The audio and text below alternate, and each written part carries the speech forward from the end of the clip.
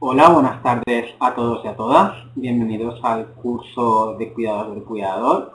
Mi nombre es Joan Llombart y soy docente de GRIP.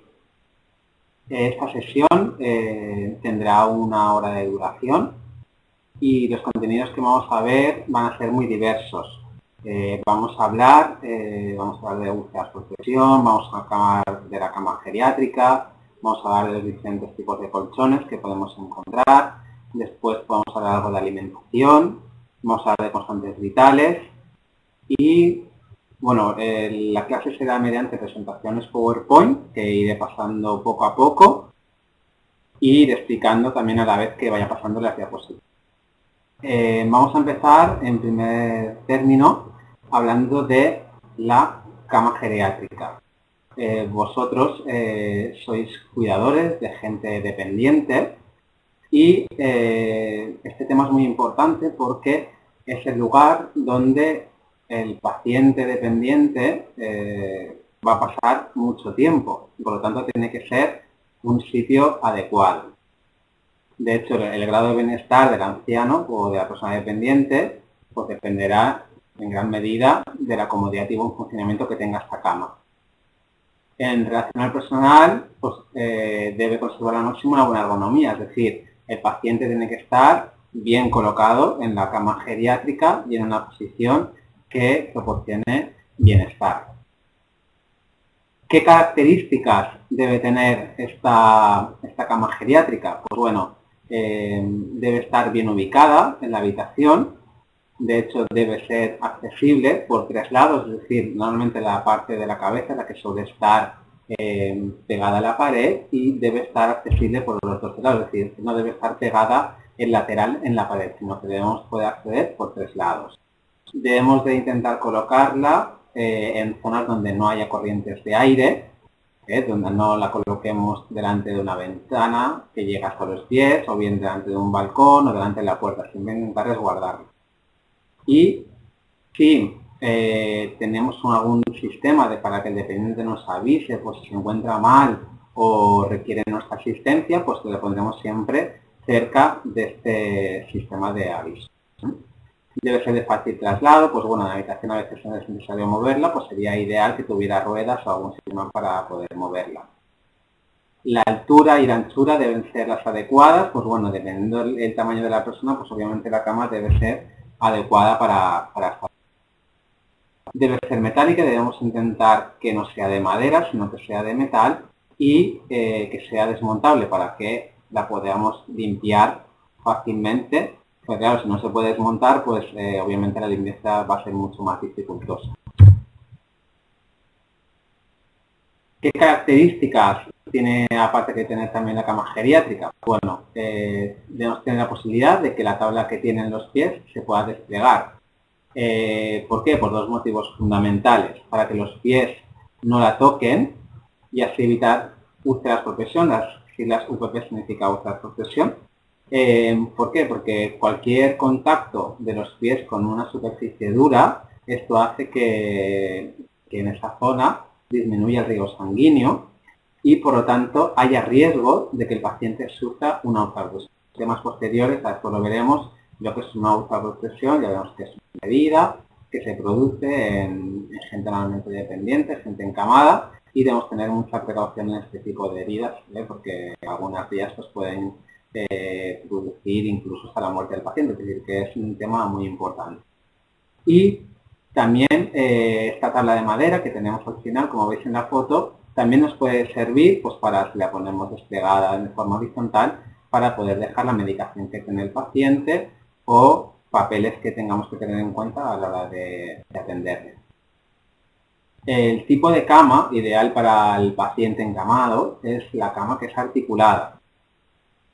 ¿Qué significa articulada? Pues la cama articulada es la que permite la adopción de diferentes posiciones. En este caso, lo normal es que la cama disponga de 3 segmentos. Uno superior, uno intermedio y uno inferior. El superior es el que abarcaría la parte de la cabeza y del tronco, el intermedio abarcaría la zona de caderas y muslos, y por último la inferior abarcaría la de piernas y pies. Obviamente no podemos tener una cama articulada con un colchón de los que tenemos habitualmente en casa. Debe ser un colchón especial que coja la forma de la cama articulada. Porque si no, claro, se quedaría recto y no cogería la forma que tiene la cama. Normalmente estas camas suelen ir con un mando que va enganchado a la cama mediante un cable, y con este mando lo que hacemos es subir y bajar los diferentes segmentos. Por ejemplo, para dormir lo que haríamos es normalmente ponerla en posición totalmente recta, pero por ejemplo cuando el paciente o el usuario o vuestro familiar vaya a comer, pues por ejemplo lo que haríamos es inclinar la parte superior para que el paciente pues le sea más fácil comer y beber. El colchón, como hemos visto antes, si está puesto en una cama articulada, pues debe ser especial para que adopte la forma de los tres segmentos. Tiene que tener una consistencia firme, sin irregularidades, porque cualquier irregularidad nos puede producir una úlcera por presión, y aparte debe ser fácilmente lavable e impermeable. Lavable pues porque estos pacientes normalmente pues tienen incontinencia urinaria o fecal y puede ser que se manche con cierta facilidad y por tanto tiene que ser lavable, y aparte impermeable porque si por ejemplo el paciente micciona pues puede ser que es impermeable para que la orina no pase dentro del colchón. El colchón sería ideal que fuera también de los considerados antiescaras o antiúlceras. Y sobre todo se utilizan en pacientes que van a estar en camas por un tiempo prolongado. Antiescaras significa que estos colchones están diseñados para evitar que el paciente sufra úlceras por presión. Dentro de estos colchones que consideramos antiescaras, tenemos dos principalmente, el colchón de agua y el alternanting. Vamos a ver ahora los dos. El colchón de agua es un colchón que se utilizaba hace años, aún queda alguno por ahí. La verdad que el alternanting está cogiéndole mucho mercado y ahora la verdad que cada vez los podemos encontrar menos. Es de plástico relleno de agua que disminuye la presión sobre los puntos de apoyo. Claro, al estar relleno de agua, pues bueno, si apoyamos sobre una zona disminuye la presión de la otra, ¿no? Y esto pues va bien para evitar pues que las presiones se distribuyan de una forma uniforme y bueno, que las zonas pues no haya riesgo de sufrir úlceras por presión.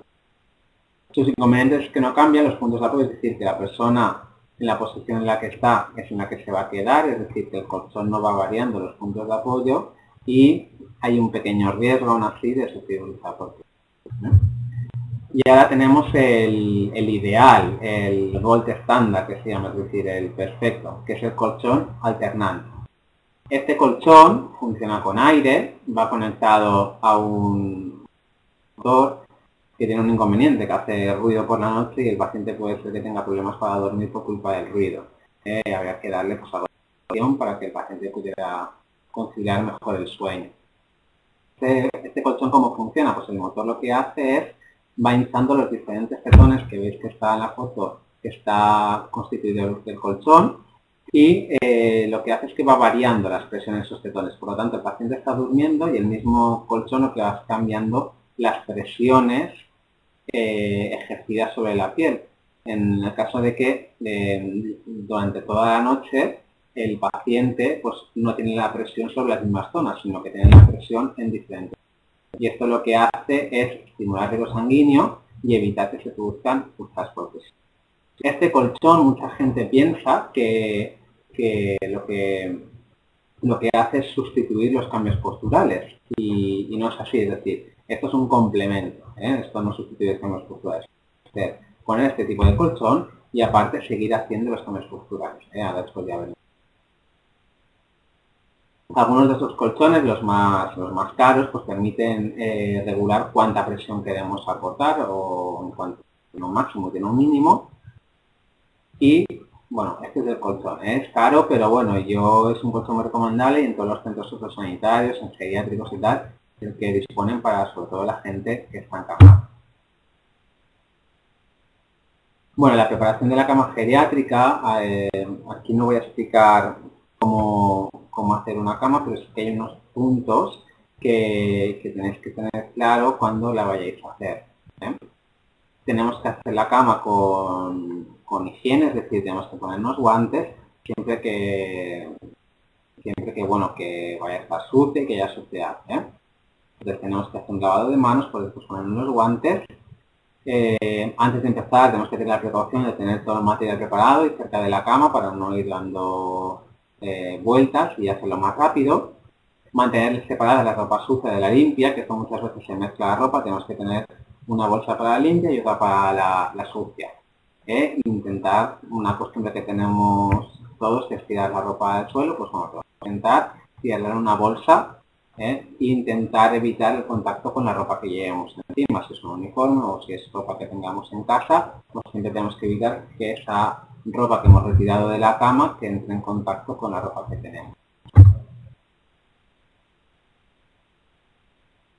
Vamos a pasar ahora a hablar de lo que os he comentado y he empezado a contar antes, que eran los cambios posturales. Los cambios posturales, ¿qué son? Son las diferentes posiciones que debe adoptar el cuerpo y a la necesidad de alternarlas continuamente para la prevención de complicaciones posteriores. ¿Cuál es el principal objetivo de estos cambios posturales? Que la propia palabra lo dice, cambios de posición. Es conseguir una buena alineación de todas las partes del cuerpo y una distribución uniforme del peso corporal a lo largo de todo nuestro cuerpo. ¿Qué utilidades tiene los cambios posturales? Pues bueno, ahí estáis viendo 4 utilidades que podemos encontrar en estos cambios. Primero, prevención de úlceras por presión. El hacer cambios posturales en pacientes ha demostrado que previene y ayuda al tratamiento de las úlceras por presión. El segundo es mantener en buen estado el sistema musculoesquelético, ya que cuando hacemos cambios posturales estamos moviendo al paciente y por lo tanto ayudamos a que la musculatura no se engarrote y que las articulaciones estén en movimiento. Favorece la función cardiovascular y respiratoria porque los cambios posturales siempre deben estar dirigidos a que el paciente respire y que tenga la capacidad de respirar de la mejor manera posible. Siempre tenemos que intentar que la cabeza esté lo más alta. Y la función cardiovascular, ¿por qué? Porque al mover al paciente, pues de alguna forma también estimulamos un poco de ejercicio. Y por último, prevención de complicaciones genitourinarias y digestivas. ¿Por qué? Porque al cambios posturales también revisamos constantemente si el paciente pues, ha orinado, se ha defecado y por lo tanto también prevenimos a la vez posibles complicaciones genitourinarias.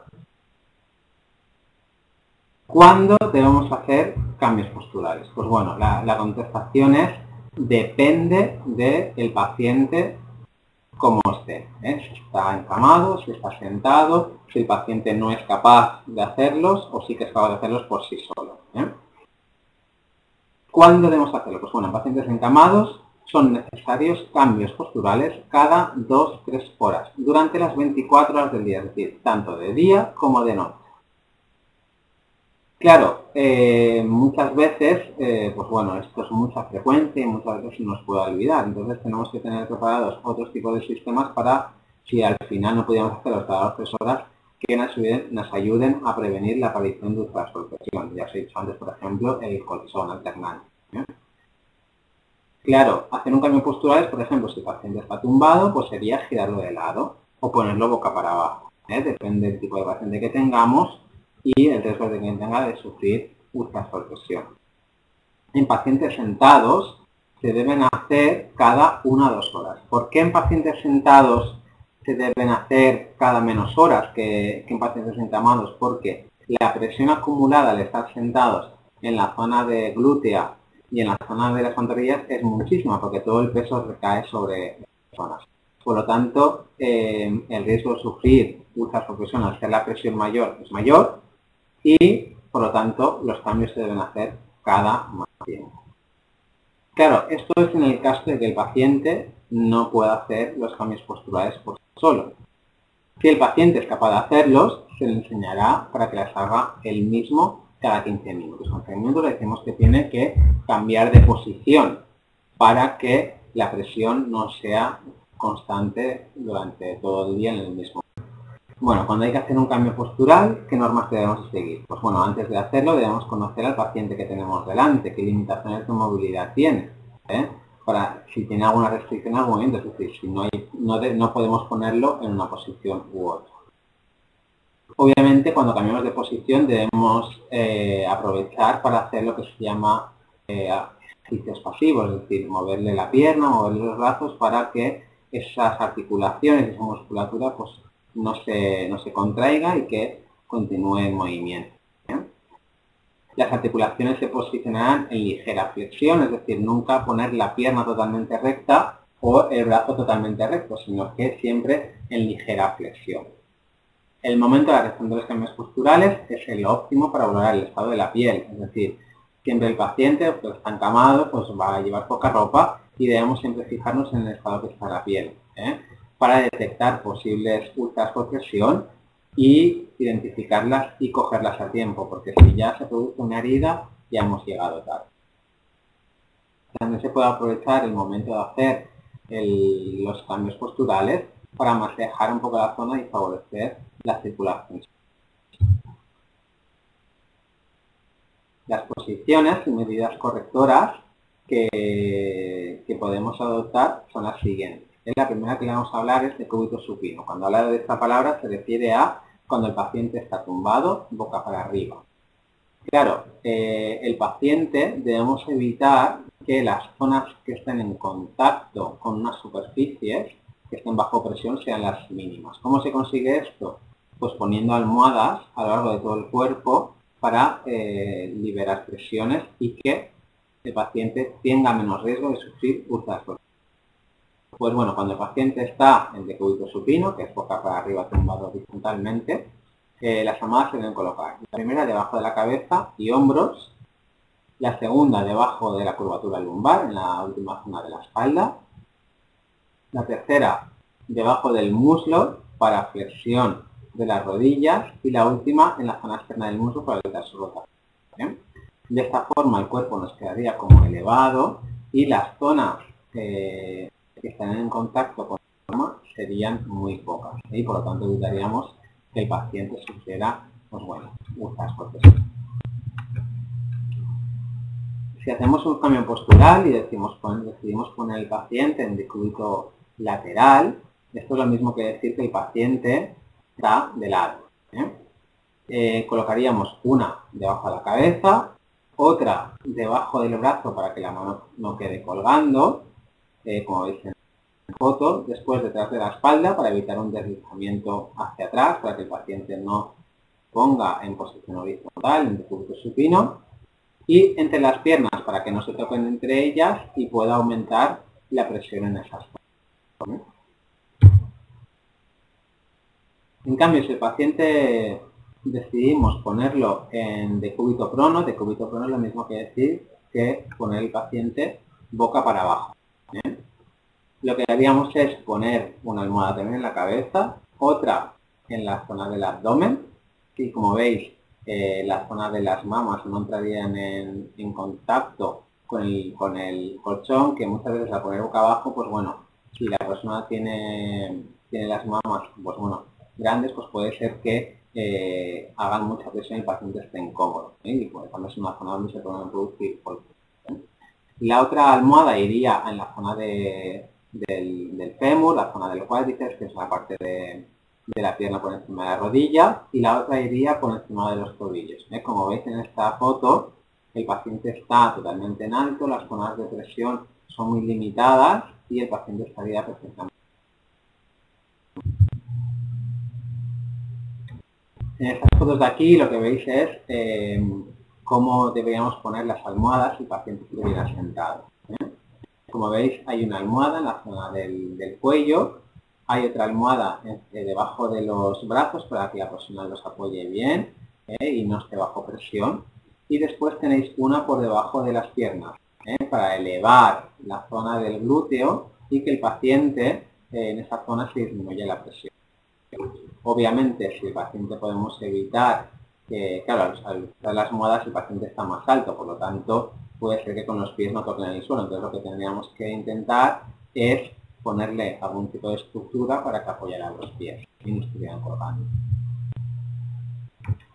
Bueno, pues hemos finalizado el tema de los cambios posturales y vamos a iniciar el tema de la higiene. El tema de la higiene es un tema importantísimo que debemos tener muy en cuenta. Aquí no vamos a explicar cómo se hace una higiene, pero sí vamos a dar unas pautas generales para, bueno, para que cuando hagáis a vuestro dependiente, pues tengáis claro unas de las cosas que tenemos que hacer muy bien, ¿no? Y que son importantes para hacerlas.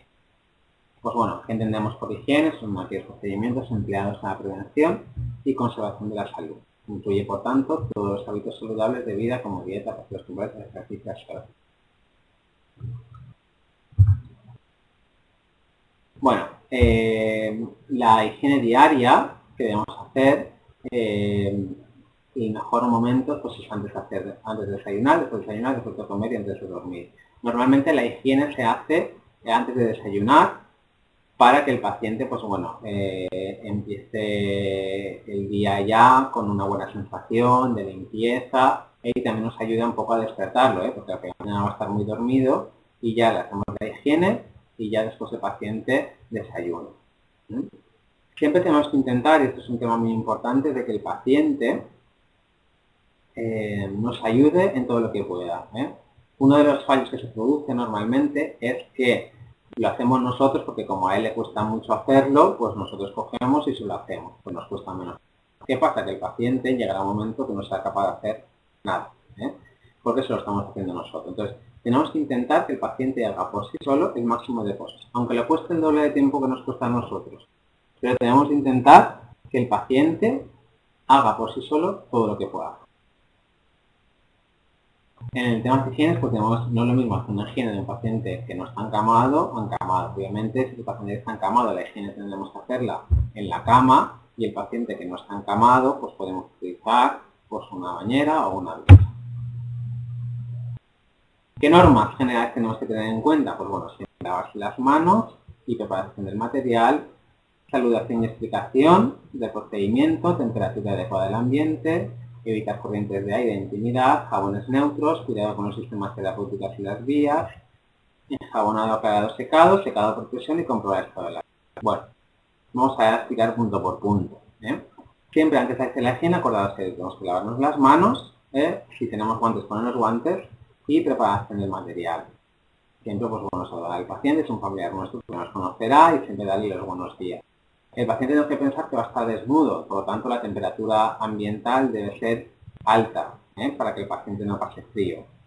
Evitar corrientes de aire para evitar pues, posibles gripes, posibles constipados que pueda coger el paciente. Siempre utilizar jabones neutros, nunca utilizar jabones especiales porque pueden irritar mucho la piel y la secan también mucho. Cuidado si el paciente llevará un gotero, llevará una sonda, pues siempre cuidado a hacer la higiene con estos dispositivos. Siempre enjabonar, aclarar y secar, siempre tenemos que seguir esta pauta. Y hacer mucho hincapié en el secado, que no quede mojado. Lo que va a hacer es irritar la zona y puede ser que pues, puedan aparecer lesiones, heridas y tal. Entonces tenemos que secar muy bien y bueno, si había un hongo, lo que sea, pues también que quede mojada la piel, pues hace que este hongo haya la posibilidad de que crezca. Secado por presión, a golpes. El secado, para intentar mantener la piel adecuada, nunca debe ser por fricción. Tiene que ser siempre como a golpecitos para evitar que la piel se presione. Vale, estas son las pautas. Ahora pasamos a las úlceras por presión. Pues bueno, si tenéis personas dependientes encamadas, pues hay muchas posibilidades de que estos pacientes tengan úlceras por presión. Una úlcera por presión es la pérdida de la piel y del tejido subyacente, que es el tejido al lado, debido a una necrosis, una muerte de tejido que cicatriza con dificultad. ¿Cuándo se produce una muerte de la piel? Pues cuando se reduce la irrigación local durante un largo periodo de tiempo. Es decir, la piel está en contacto con una superficie dura. Al estar en contacto con una superficie dura, la circulación sanguínea de esa zona disminuye Y al disminuir, claro, si no llega aporte sanguíneo, las células van muriendo y se produce una úlcera.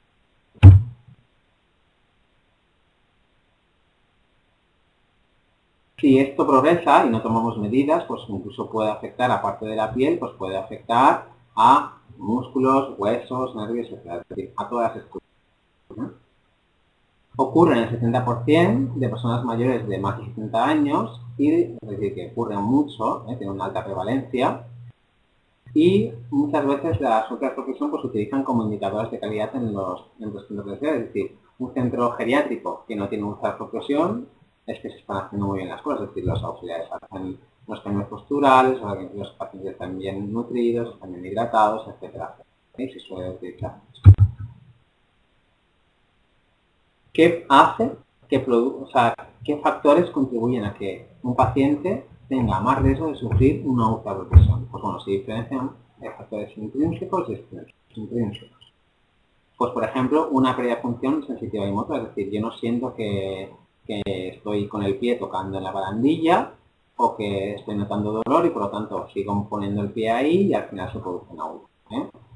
Riesgo de destrucción de la piel, pues el sobrepeso también es un factor de riesgo, al igual que la delgadez extrema. ¿Por qué? Porque la delgadez extrema lo que hace es que la piel sea muy finita y en las zonas donde hay prominencias óseas que es que el hueso protruye, es decir, que se nota que está el hueso, en esa zona la piel es más delgada y por lo tanto hay más riesgo de sufrir una úlcera.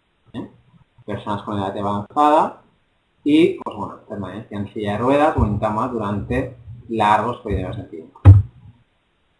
Extrínsecos, pues bueno, que haya una prolongada, que haya una zona que se friccione, que roce constantemente con algo y esto hay posibilidad de que se produzca una úlcera por presión.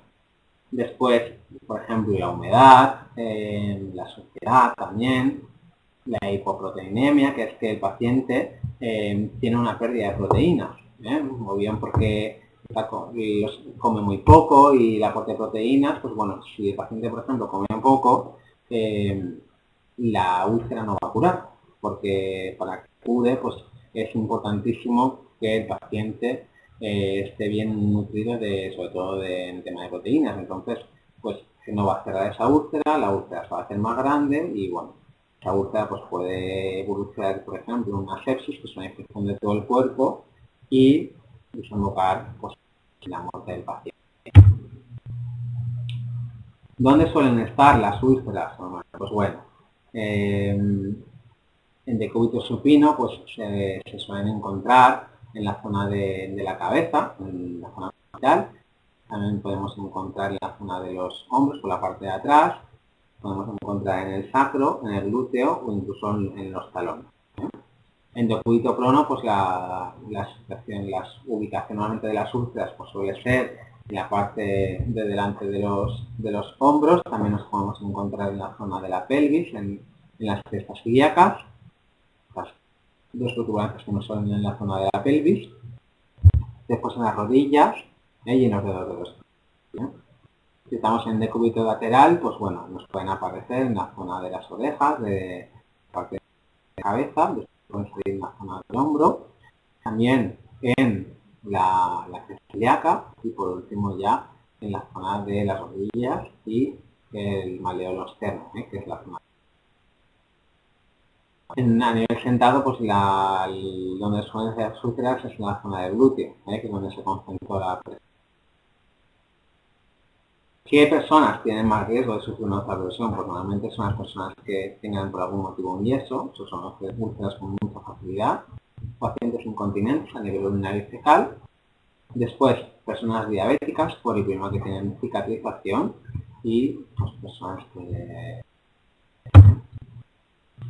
La escala que se usa para valorar si un paciente tiene riesgo alto o bajo de sufrir úlcera por presión es la escala a nivel internacional que se usa la escala de Norton. En esta escala lo que se valora es el estado físico general, el estado mental, la movilidad, la actividad y la incontinencia. Se asigna una puntuación y se determina si el paciente tiene riesgo bajo, medio, alto o muy alto. Tal como veis ahí en la foto. Pues bueno, esto los enfermeros y médicos que ven a nuestro domicilio, pues bueno, ya deben pasarla para saber si el paciente que tenemos delante tiene riesgo o no. Pero ya os digo que si el paciente es incontinente, no hace ningún tipo de actividad, no se mueve, el estado mental es muy bajo y el estado físico general es muy malo, pues obviamente tendrá mucho riesgo de que el paciente sufrir una úlcera por presión. ¿Cómo prevenir las úlceras por presión? Pues bueno, ya hemos hablado antes. Obviamente haciendo cambios posturales, eliminar la fricción, hacer una buena higiene corporal diaria, protección de la piel. Protección de la piel, a después hablaremos de que hay un producto que se llama cortisol, que va muy bien, o una buena crema hidratante, y vigilancia del estado nutricional, dietas ricas sobre todo en proteínas, pero como he dicho antes, vitaminas, minerales y sobre todo la hidratación. Mirad, la gente mayor normalmente no bebe, es decir, ellos nunca tienen ganas de beber, nunca tienen sed. Y nosotros debemos obligarles a que beban, porque si fuera por ellos nunca beberían. Entonces, siempre debemos recomendar que el paciente pues beba alrededor de 1,5 litros, 2 litros de agua diarios, para que esta piel esté bien hidratada y que sea más fuerte a la hora de posibles agresiones externas. Ahí os he puesto una foto de, claro, las personas ancianas no suelen comer mucho y normalmente hay que darles pues bueno, suplementos proteicos de proteínas para que suplir esta carencia que hay en la dieta. Aquí os he puesto dos ejemplos, hay de muchos sabores, hay que están muy buenos, de chocolate, de vainilla, suelen ser dulces y que a la gente mayor se le gusta. Y a veces no se comen los purés o lo que sea y esto se lo comen muy bien. Esto va a receta médica y bueno, se lo podéis pedir a vuestro médico si veis que el paciente pues, empieza a comer. Vale. Las úlceras por presión hay que aplicar un tratamiento. Normalmente el tratamiento de las úlceras por presión en estadios avanzados, cuando ya hay una herida, puede realizar el enfermero bajo supervisión del médico, pero os he puesto para tratar sobre todo de las úlceras de primer grado, que ahora explicaré cómo son, os he puesto unas directrices por si detectarais en vuestro usuario que tiene una úlcera, pues cómo deberíais actuar. El tratamiento siempre se debe hacer cada 24 horas, es decir, si yo detecto que un paciente tiene una úlcera, todos los días debo de curar y revisar cómo va la úlcera. Una úlcera de primer grado es una rojez, es decir, cuando veáis que el paciente tiene una rojez, eso ya se considera una úlcera de primer grado. Esta rojez normalmente tenemos que tener en cuenta que no desaparece con la presión, es decir, yo presiono sobre esa rojez con mi dedo, ¿vale? Y no blanquea la zona, es decir, yo aprieto y continúa roja. Y aparte, después de ejercer la presión, porque yo imagínate que he visto la rojez a cambiar de posición a mi usuario, y yo me doy cuenta de que tiene una rojez. Normalmente, pues bueno, si no fuera una úlcera, esa rojez desaparecería en unos minutos, pero cuando ya es una úlcera, esa rojez se mantiene en el tiempo. Eso es una úlcera de primer grado. ¿Cómo debemos actuar? Pues mira, tenemos que intentar evitar que esa zona esté en contacto sobre superficie dura, es decir, si hacemos cambios posturales, tenemos que tener en cuenta que esa zona no entre en contacto y que no se ejerza sobre esa zona una presión. Debemos de hidratar muy bien esa piel y aplicar un producto que la verdad que está usándose ahora mucho con muy buenos resultados, que es el cortisol. El cortisol es un aceite que lo hace hidratar muy bien la zona y lo que hace es crear una película encima de la piel para protegerla de agresiones externas. Es un producto que podéis encontrar en la farmacia sin receta médica y la verdad que yo lo aconsejo porque es que va muy bien. Lo ideal también sería que en esa zona podríamos un parche almohadillado para, pues si en algún momento el que se hace una presión sobre esa zona, que almohadille la zona y que la presión sea mínima. Así que recordad, aplicar cortisol y mucha crema hidratante para que esa piel no pase a estadios superiores. Y siempre que veamos este tipo de rojeces, siempre avisar al enfermero o médico de nuestro centro de salud para que esa úlcera no vaya más. Bueno, aquí tenemos otro formato, el cortisol está a nivel aceite, a nivel espuma, y aquí tenéis lo que hace el cortisol, en definitiva lo que Ahora lo que vamos a ver es el tema de la incontinencia urinaria. Es un tema muy importante porque normalmente las personas dependientes pues, suelen tener en un menor o mayor grado incontinencia urinaria. Bueno, la diuresis diaria en adultos, es decir, lo que deben misionar todos los adultos es entre 1 litro a 200, 1,5 litro a diario, claro, variará de lo que beba el paciente. Recordad que la orina es un líquido orgánico excretado por el riñón que llega a través de los uretes y llega a la vejiga. ¿Qué características tiene la orina? Pues bueno, tenemos que fijarnos en el color, el pH, la densidad, el contenido y qué es lo que no debe contener. Ahora yo voy a explicar cada cosa. El color. A eso he puesto en la tabla de la derecha una colorometría, que es que los diferentes tipos de colores que podéis encontrar en la orina. ¿Qué indica el color de la orina? Pues sobre todo está hablando de lo bien o mal que está hidratado el paciente. Una orina muy clarita, casi transparente, nos indicará que el paciente está correctamente hidratado. Y que debemos seguir igual. Si el paciente significa que está bebiendo correctamente y hay que seguir con la misma pauta. Ahora, si el color de la orina es amarillento, tirando a anaranjado, el paciente, esa orina está más concentrada, por lo tanto, a ese paciente lo que hay que recomendarle es que se hidrate más, porque la está muy concentrada y eso indica que el paciente no está bien hidratado. Pues bueno, si el paciente está bebiendo solo medio litro al día, pues tendremos que aumentar esa hidratación, pues hasta el 1,5 litro, 2 litros que hemos hablado antes. Entonces, cuando el paciente micciona, debemos de fijarnos de qué color es esa orina, para saber si el paciente está bien hidratado o mal hidratado. El olor, un olor muy fuerte nos puede indicar, por ejemplo, una posible infección de orina. Después, si la orina está muy densa, si tiene pos o no tiene pos, son cosas que tenemos que fijar para saber identificar esas cosas y, si hace falta, llamar al médico porque hay una cosa que no funciona bien. ¿Qué no debe contener? Es decir, si yo veo sangre en orina, si hay arenilla, lo que sea, obviamente este tipo de cosas tenemos que tenerlo en cuenta para avisar al médico o al enfermero para que le den un vistazo. En relación a la incontinencia fecal, pues bueno, la incontinencia fecal pues, es la pérdida de control sobre el esfínter anal y se produce un escape de deposiciones y de gases involuntarios. Suelen ser más frecuentes, es decir, más casos en mujeres que en hombres.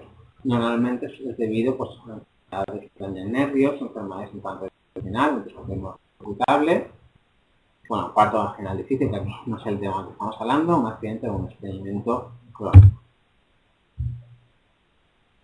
Uno de los casos especiales que nos podemos encontrar en el es que nos encontramos ante un paciente que le hayan hecho una colostomía, un paciente colostomía.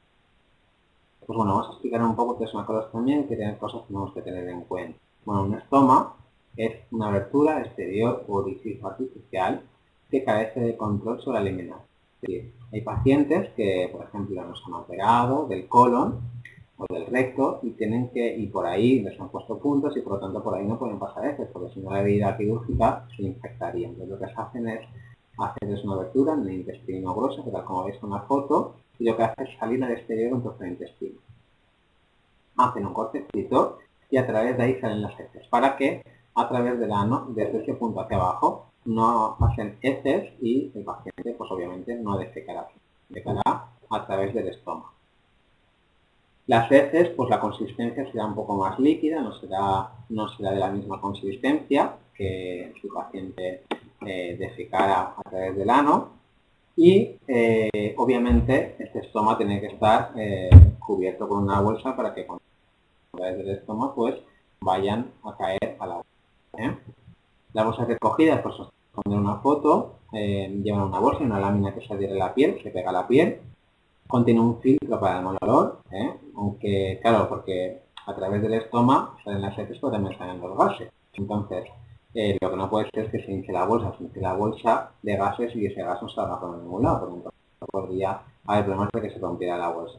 Entonces, tiene una pequeña abertura para los gases con un filtro para el olor, entonces los gases que salen a través de la bolsa no huelen.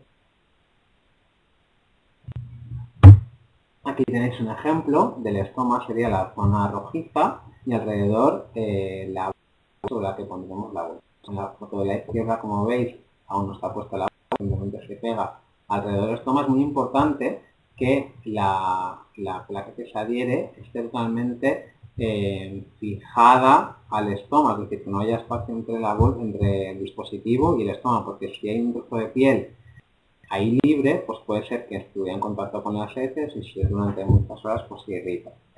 Esto lo que hay que hacer es con unas tijeras hacer un agujero haciendo coincidir el tamaño de la base con el estómago, se hace un agujero tal como veis, pone encima y queda totalmente acoplado. Encima de ahí colocamos la bolsa, como veis en la foto a la derecha, y entonces el paciente por ahí ya pueden seguir heces y caen dentro de la bolsa y no hay ningún problema. Pues bueno, ¿qué cuidados tenemos que tener el estómago? Pues bueno, obviamente tenemos que tener en cuenta que la bolsa va a llenar y hay que vaciarla cada cierto tiempo. Tenemos que intentar evitar el dolor porque el paciente, pues bueno, obviamente convivir con malos olores constantemente pues es muy desagradable, tenemos que tener en cuenta. Y siempre tener la piel limpia y esto se limpia con agua y jabón. No hay que poner ni ninguna solución específica ni nada, con agua y jabón se limpia muy bien. Nunca friccionar, sino que siempre a golpecitos intentar secar y lavarla.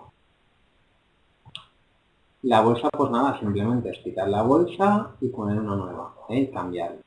Ahí a la derecha tenéis, en la primera foto de arriba tenéis diferentes tipos de bolsas y en la parte de abajo tenéis una pomada que bueno, si hubiera algún trozo de piel entre el estómago y el dispositivo que quedara libre, pues lo que se hace es poner esta pomadita para que lo que hace es proteger la piel, pues si que hubiera en exceso encima, lo que hace es proteger y para que no se irrite esta piel. Pues bueno, hemos terminado el tema de las incontinencias y ahora lo que vamos a entrar es en el tema de alimentación.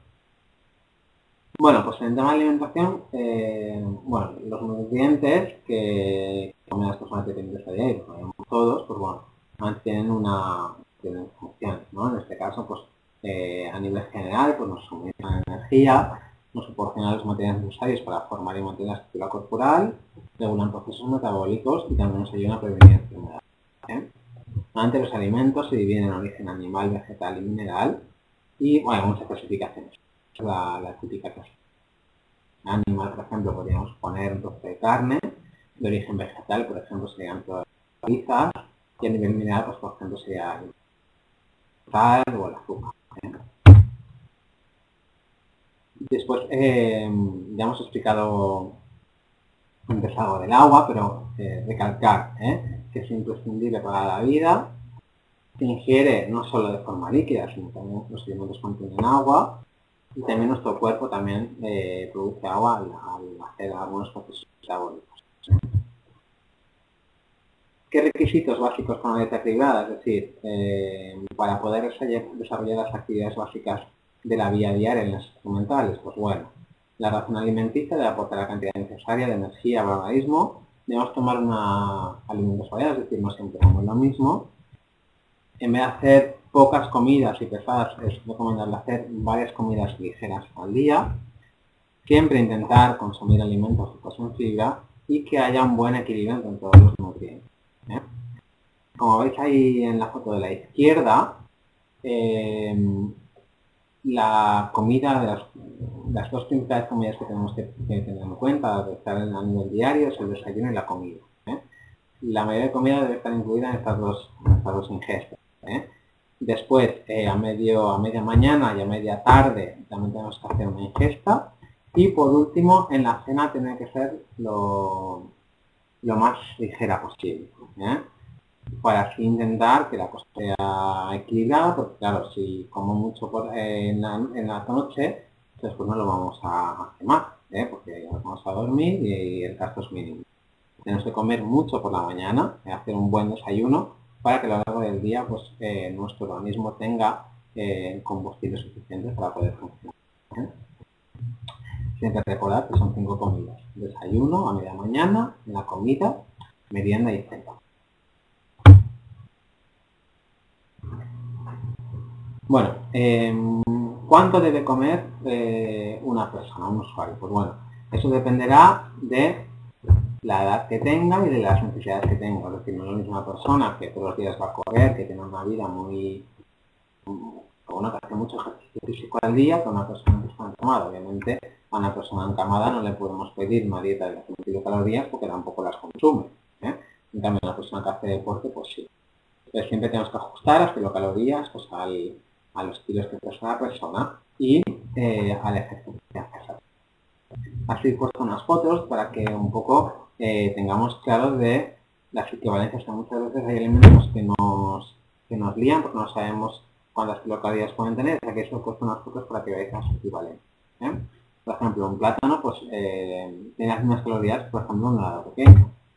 Después tenemos 200 gramos de lechuga igual a una galleta tipo amarilla, que después son unos problemas que en el desayuno se da un montón de galletas, 10 galletas.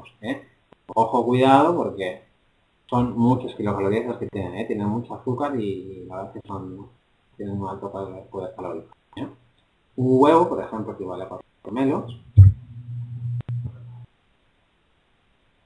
Después tenemos, por ejemplo, una copa de vino pequeña, o nada, un poco de vino, pues equivaldría, por ejemplo, a 8 o 9 patatas fritas. O una manzana equivaldría a un galleta, en este caso ya con trozos de chocolate, un poco más calórica que la anterior. Bueno, hemos hablado un poco de los alimentos, ahora vamos a hablar un poco de las dietas que pueden llevar nuestras personas que son dependientes. Una de las patologías, de las enfermedades que suelen padecer las personas que son dependientes es que sean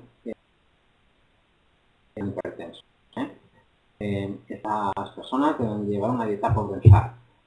La sal lo que hace es aumentar las presiones sanguíneas y por lo tanto empeorar el estado de este paciente que tiene. En esta dieta, pues bueno, como hemos dicho, nos permite el uso de la sal y eliminar los alimentos ricos en sal, como por ejemplo los pescados que están muy sazonados. Después tenemos que evitar, por ejemplo, todo el tema de las fritas que llevan mucha sal, las anchoas, todo esto tenemos que eliminar.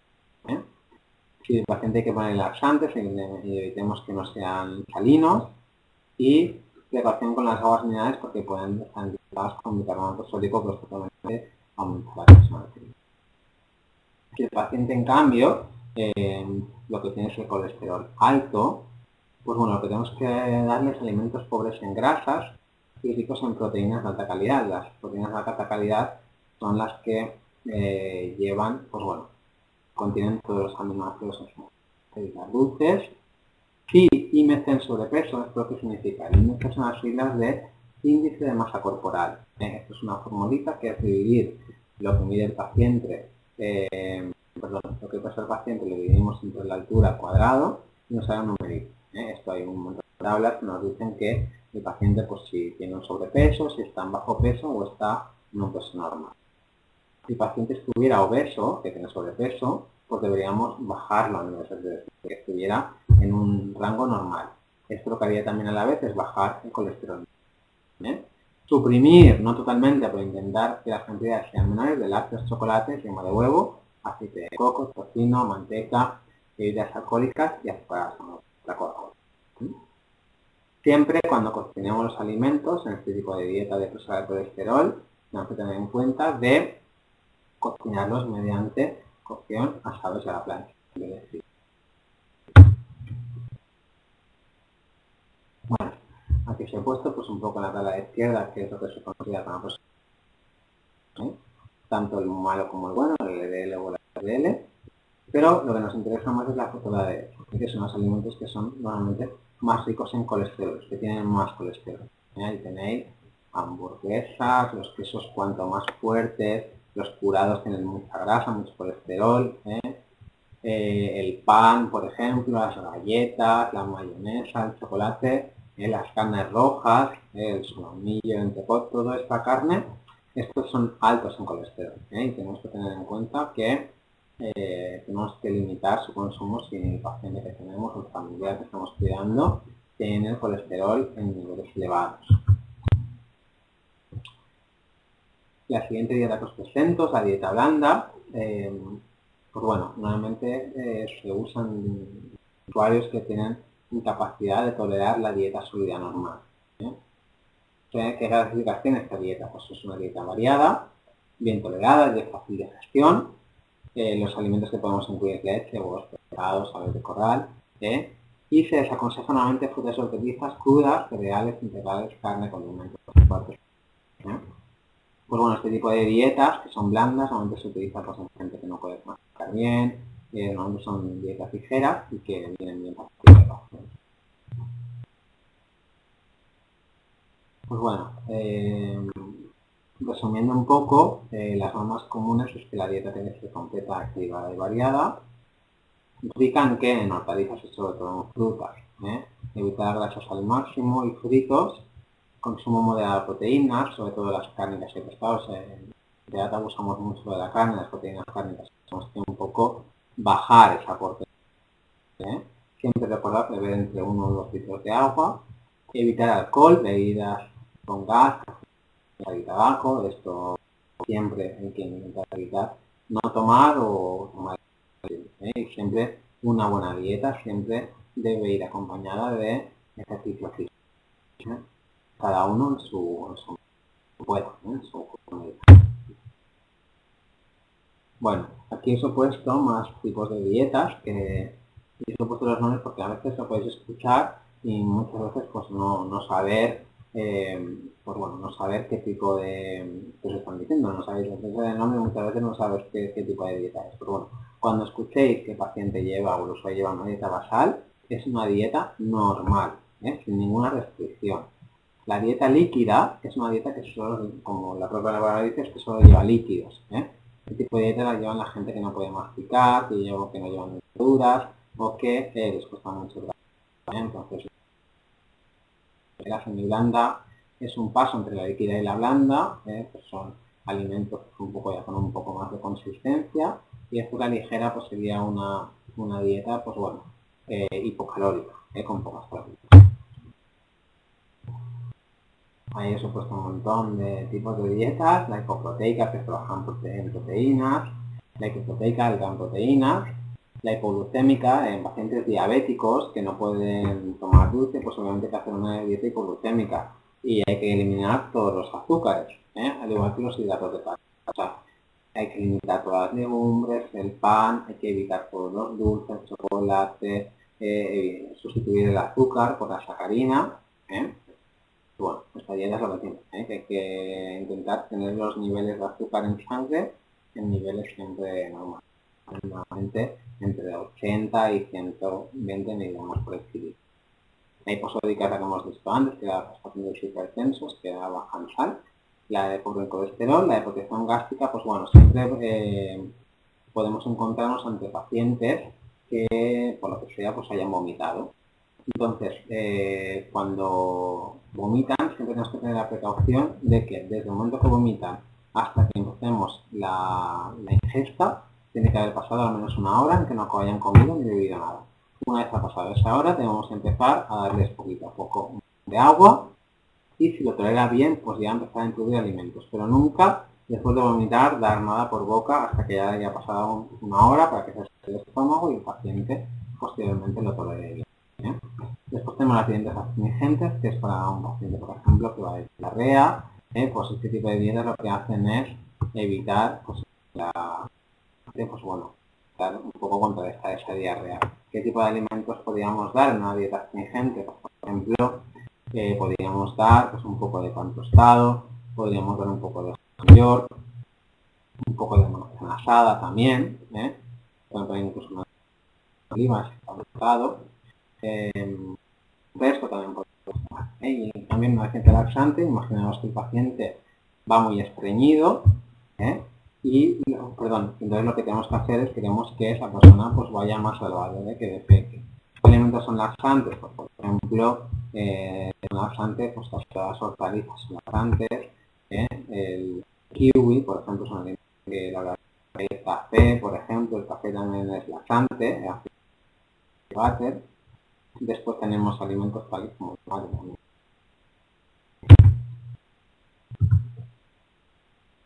Pues bueno, esto es lo que os quería explicar en esta sesión. Bueno, espero que haya quedado claro el tema de la cama geriátrica, el tema de la suprasión, el tema de las dietas y menús. Son temas muy importantes que tenemos que tener muy en cuenta a la hora de tratar a nuestras personas dependientes. Tenemos que pensar que el cuidado de este tipo de personas se debe hacer a diario y las 24 horas del día, pero también tenemos que pensar también un poco en nosotros. Está claro que estamos de cuidadores de este tipo de personas, pero también nosotros también tenemos riesgos de enfermedades. Siempre cuando vamos a atender a nuestro usuario tenemos que tener claras pues, unas pautas de ergonomía, es decir, siempre intentar que la espalda esté recta, siempre no levantar grandes pesos porque nos puede dañar la espalda, siempre que vayamos a moverlo y si nosotros pues no tenemos bastante fuerza, siempre intentar hacerlo entre dos personas. Y bueno, intentar siempre que no estemos nosotros solos en el cuidado de estas personas, es decir, que siempre intentar que haya más personas, porque bueno, un mes cuidando a una persona 24 horas al día, pues bueno, lo podemos soportar, pero si llevamos más meses, pues llega un momento pues que nos empezamos ya a cansar, nos quemamos y esto lo que pues a la larga puede producir es pues enfermedades psicológicas, podemos entrar en depresiones y podemos entrar en ya patologías más psiquiátricas. Entonces, siempre guardar 1 hora o 2 al día para dedicarse a nosotros y no a la persona dependiente. Bueno, cine, ir con los amigos, pues bueno, despejarse, porque esto nos va a beneficiar y va a hacer que bueno, nuestra salud mejore, porque ya os digo que 24 horas con una persona todos los días, ya os digo que esto a la larga pues trae consecuencias graves para la salud de nosotros. Y recordar, en el físico pues siempre bajar siempre con las rodillas, bajar con la recta, a la hora de hacer fuerza, no hacer solo esfuerzos, y siempre, yo os aconsejo que antes de movilizar al paciente o lo que sea, pues hacer unos pequeños estiramientos para que la musculatura esté más preparada a la hora de hacer solo esfuerzos. Pues bueno, esto es lo que os quería hablar el día de hoy. Y bueno, espero que os haya gustado y bueno, me tenéis a disposición para todos los consejos. Recordad, mi nombre es Joan, podéis contactar conmigo y un saludo y muchas gracias por todo.